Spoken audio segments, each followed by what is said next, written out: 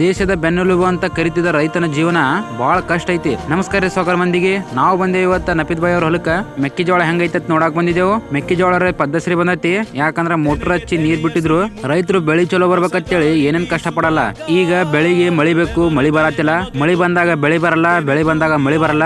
ಎರಡು ಚಲೋ ಬಂದಾಗ ಈ ಸರ್ಕಾರ ಆ ಬೆಳಿಗೆ ತಕ್ಕಂತ ರೇಟ್ ಕೊಡಲ್ಲ. ರೈತ ದೇಶದ ಬೆನ್ನೆಲುಬು ಅಂತ ಕರೆದು ರೈತರ ಬೆನ್ನನೆ ಮುರಿಯಾತಾರ. ನಿಮಗೇನ್ ಅನಿಸ್ತತಿ ಇದ್ರ ಬಗ್ಗೆ ಸ್ವಲ್ಪ ಕಮೆಂಟ್ ಮಾಡ್ರಲ್ಲ. ಇಲ್ಲಿ ನಮ್ ನಪೀದ್ ಬಾಯಿ ಅವ್ರ ಪಪ್ಪಾರು ತೊಗರೆ ಕಸ ಆಗೈತೆ ಅಂತೇಳಿ ಗಳೆ ಹೊಡಿ ಹಚ್ಚಿದ್ರು. ಗಳೆ ಹೊಡಿ ಮುಂದ ತಳಗೇನ್ ಸ್ಟೀಲ್ ಪಟ್ಟಿ ಇರ್ತದಲ್ಲ, ಅದು ಕಟ್ಟಿಗೆ ಜೋಡಿಸಿರ್ತಲ್ಲ, ಕಟ್ಟಿಗೆನೆ ಮುರಿತು. ಅದ್ರ ಸಲಮೆ ಬೇರೆ ತಂದು ಜೋಡ್ಸಾತಾರ. ನಾವ್ ವಿಡಿಯೋ ಮಾಡಿದ್ ನೋಡಿ ನಪ್ಪಿದವ್ರ ಪಪ್ಪಾರು ಒಂದ್ ಮಾತು ಹೇಳಿದ್ರು.